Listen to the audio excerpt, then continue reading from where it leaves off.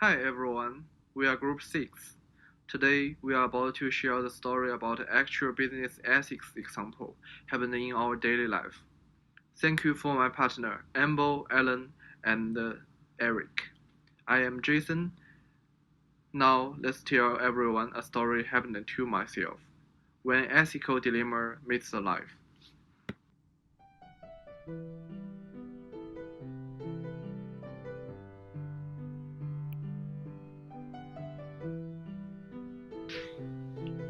I am the manager of the food fire. I am running a busy city center restaurant, which serves mainly for local office workers at lunchtime and an eclectic, fashionable crowd of professionals in the evening.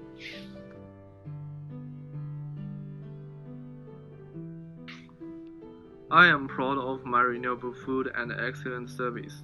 Most of my staff have been with our group since we opened the food fire 3 years ago.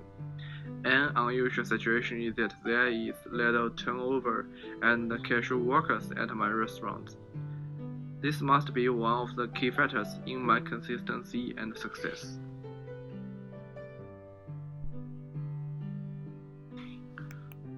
However, one of my right hand, my chef, she told me that she was HIV positive. She was so sad, and I don't know how to reassure her.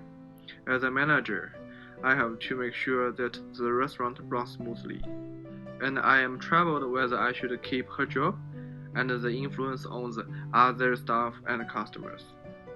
I am assured that I can handle this difficulty. Let's do it.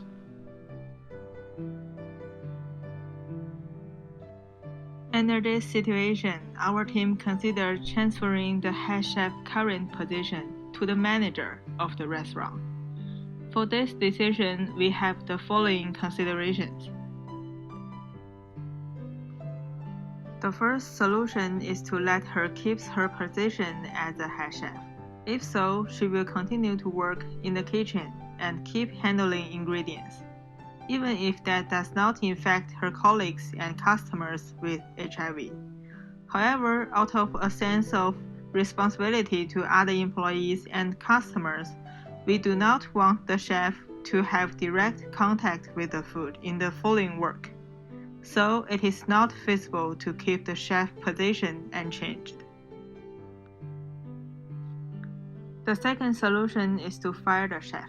However, from a moral point of view, this solution is not feasible. Firstly, the sudden dismissal reason is difficult to explain to other employees, and it is hard for her colleagues to accept the reasons, because this head chef had already worked in this restaurant for 3 years. Secondly, firing the head chef when she already has HIV, which means we cut off her ultimate source of finance. Because a person with HIV, it is still very hard to get a job in recent years. So consider morally, we do not think it is a wise choice to fire the chef. The third solution, which our group thought was most appropriate, was to move the head chef out of her current job and transfer her position as a restaurant manager. We think there are several reasons for this. First, we provide the chef with both job and source of finance for the rest of her life.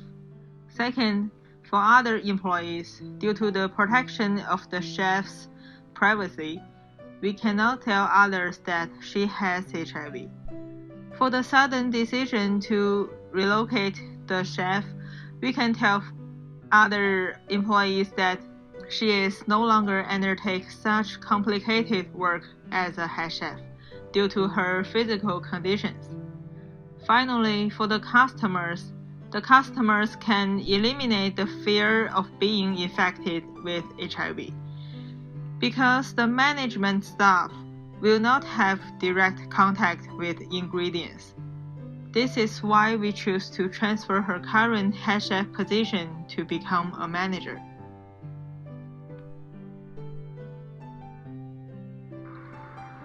Number of ethical considerations are contained in this case, including utilitarianism, ethic of right, ethic of duty, feature ethic, and feminine ethic.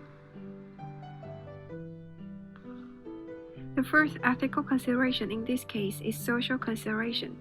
As a manager, the decision of firing a head chef or keeping her job will affect the numbers of customers. As some customers may have discrimination about HIV, and keeping the head chef in the kitchen will be the main concern of these people, and they might reject to consume in our restaurant. Moreover, the economic and emotional situation of this staff will significantly be affected, and the solidarity of the restaurant may be weakening if I fire a loyal employee.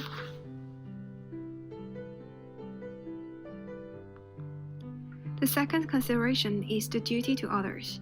If I fire the head chef and everyone in my situation all make the same decision, then numbers of HIV patients will be treated unequally. Furthermore, the success of the restaurant is based on their unity and low turnover rate. If other people act in the same way, the internal cohesion in the restaurant will decrease. The ethic of right also need to consider. I need to consider fundamental human right when I make the decision.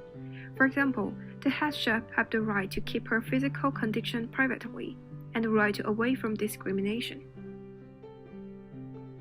Therefore, it may consider unethical if I disclose this news to other employees or using the fact as the reason to keep the head chef's position in the restaurant. At the same time, customers also need the right to decide whether or not to consume those food provided by an HIV patient. Virtue ethics also need to consider in this case. As a manager, I need to consider that is it necessary to fire a loyal employee just because she is an HIV positive, and will the decent person fire this employee in this situation? Lastly, people who support feminine will have a negative opinion about firing a female head chef just because she is an HIV carrier. And to ensure the harmonious relationship in the restaurant is remain the same, the most appropriate solution for this dilemma is not to disclose the physical condition of this employee and retain her job in the restaurant to ensure she has a certain income to support her life.